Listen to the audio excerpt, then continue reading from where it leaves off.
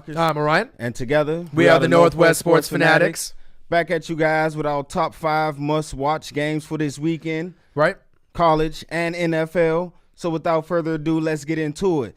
First game we want to touch on today is the number 9 Tennessee Volunteers. They're going against the number 8 Texas A&M Aggies. All right, so both teams are 5-0. It's going to be at 12:30 p.m. on CBS this Saturday. All right, Tennessee, they're riding an 11-game win streak, but they trailed by double digits in all 4 of their games this year. They're going to need to clean that up if they're looking to get a win out there in College Station. Right, so both teams started the season with an overtime win to gain some momentum, right? The key of the game is going to be Trevor Knight, all right? He's a transfer quarterback from Oklahoma, leading Texas A&M so far this season. He's a dual threat. He can run, he can pass. He's got 7 TDs passing and 3 picks. He's got 6 rushing TDs as well.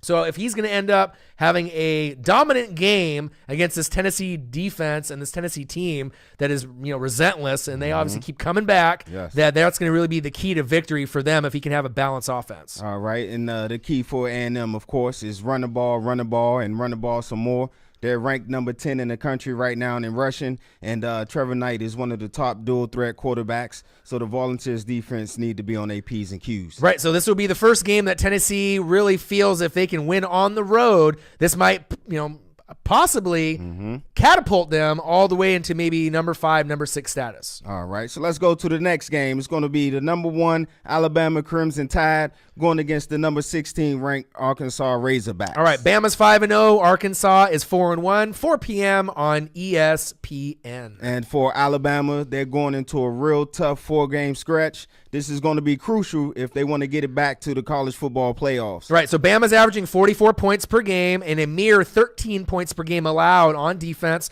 So they are the best in the country. They are led by Jalen Hurts, freshman quarterback. He's getting better each game. Yes, he is. 7 TDs, 1 pick, 989 yards. They got a stud wide receiver in Calvin Ridley. 31 receptions, 398 yards, 3 TDs. It's going to be one of those games where I feel that Arkansas will be close in the first half, but don't be surprised if Alabama kind of runs away with it and blows them out in the fourth. All right, the Razorbacks, of course, they're led by the sophomore running back, Raleigh Williams, 559 yards, 4 TDs. He's going to need a big game if the Razorbacks going to think about pulling off an upset. Absolutely. And then going to the last game of the weekend in college football, who do we have? We have the number 5 Washington Huskies for all the Northwest folks out here.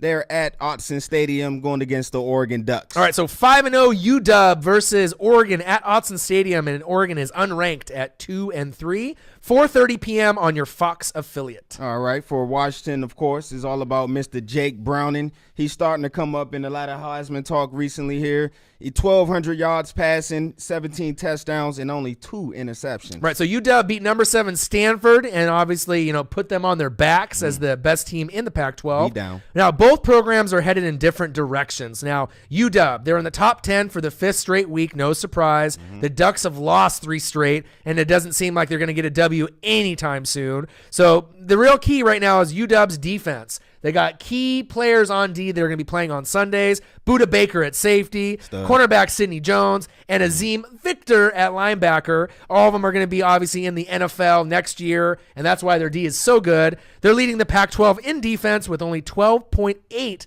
points per game allowed. All right, and Washington, they building a little quarterback pipeline out there with Marcus Peters and Trufant. Wow. Cornerback, you might want to go to Washington. Absolutely. For the Ducks, we'll see if Dakota Prukup is in the game or, the local Eugene product. His name is Justin Hebert. He's a freshman. He came in at the end of the Washington State game, had a little spark to him, led him on an 85-yard drive. For you, Mark Helfrich, you lose this one, it's all bad for your job. Right. We don't know if you're going to make it to the end of the year or obviously sometime in the next few games. The real key is Royce Freeman. He passed Kenyon Barner on the weekend, second place all-time in school history, 3,664 yards collectively. Nice. But the thing is, if he doesn't score 4 to 5 times and has a career game, the Ducks are done for. All right, there you go. College football games to watch. Let's talk about some 2 real good NFL games for you guys to keep an eye on. All right, so first up we have who? It's the Texans versus the Vikings. All right, what time they playing? So that's 10 a.m. on your CBS affiliate. Texans are 3-1. Vikings undefeated at 4-0. And for the Texans, to me, it seems like Mr. DeAndre Hopkins is struggling out there. But good thing they got Will Fuller, the rookie. He's going strong. He's averaging 80 yards per game, and he already has 3 touchdowns. Right. And Brock Osweiler versus Sam Bradford is going to be the quarterback duel. Who will play better, more consistent, better on third down, will win the game. Will Fuller is the best wide receiver rookie, I think, so far this year. Yep. He'll go against wide receiver Stephon Diggs on Minnesota. The thing is, he's questionable. Same thing with Kyle Rudolph. So if Diggs and Rudolph don't play, don't be surprised if the Texans steal one on the road in Minnesota. But check this out. Minnesota scoring 22 points per game, which is not very much, right? But they're only allowing 12.5. So that's why they're undefeated right now. And if the Texans want to win this game, they got to rely on their stud running back from the former Miami Dolphins, Lamar Miller. He's got 0 touchdowns this year. Wow. So if he needs to get on track, get in the end zone at least 2 times, I feel if the Texans are going to have a shot to upset the Vikings. All right, he needs to average more than that 3 yards a carry that he's averaging in his first couple of games. And also they need Mr. Brock Osweiler to step it up. Pro Football Focus has him ranked the 23 ranked QB in the league right now, and that's what 72 mil get you. Yeah, it's kind of crazy. They overpaid for him. I mean, I know they were trying to get that Denver Bronco, Brock Osweiler. Yeah. But think about it. They always get a backup quarterback, a filler, a Band-Aid. They don't really go for a veteran QB. Obviously, like last year, for example, with Brian Hoyer, who's now on the Chicago Bears. You can only do that for so long. I mean, you're almost in the top spot by default. Right. But eventually, Marcus Mariota and some of the other teams in that division, Andrew Luck, are going to creep up on the Texans. All right. And about the Vikings. Mike Zimmer, so far, he's the coach of the year. Injuries to his starting franchise quarterback, Teddy Bridgewater, and also Hall of Fame running back Adrian Peterson, and they still going strong. Right, so unbelievable with no starting quarterback and running back, and you're still 4-0, and I don't see them slowing down, and they got the second-best defense in the league behind the Broncos. So don't be surprised, Vikings fans, if you end up making the playoffs and beating the Packers for the division, right, obviously in the NFC North. But it is possible that you could get the NFC Championship game this year. All right. Shout out to Sam Bradford. 69% of his passes he's completing. 105 QB rating. And check this, 0 interceptions. Yeah, absolutely phenomenal. We'll just have to see if he can keep it up for a full season and not get injured like he has in the past. All right. And the last game we're going to touch on is the Atlanta Falcons. They're going against the Denver Broncos. Right. This is the game of the week, the tune-in game. 3-1 Falcons versus 4-0 Broncos. 105 on your Fox affiliate. All right. All you Falcon fans out there, we need to get on your defense. They only have 4 sacks this year, and one of them is by their star corner, Desmond Trufant.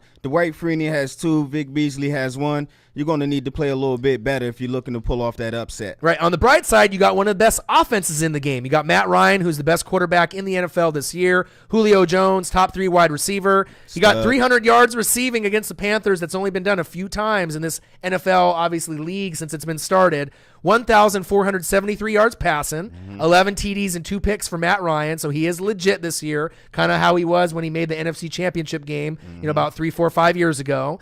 But the key right now is going to be the elite offense versus the dominant defense of the Broncos. So check this stat out. Since 2015, Broncos D has only given up a mere 13 fantasy points per game to whoever the quarterback is coming into Mile High. Wow. So what that equals is trouble for Matt Ryan. All right. And for the Broncos, both Emmanuel Sanders and Demaryius Thomas are over 300 yards.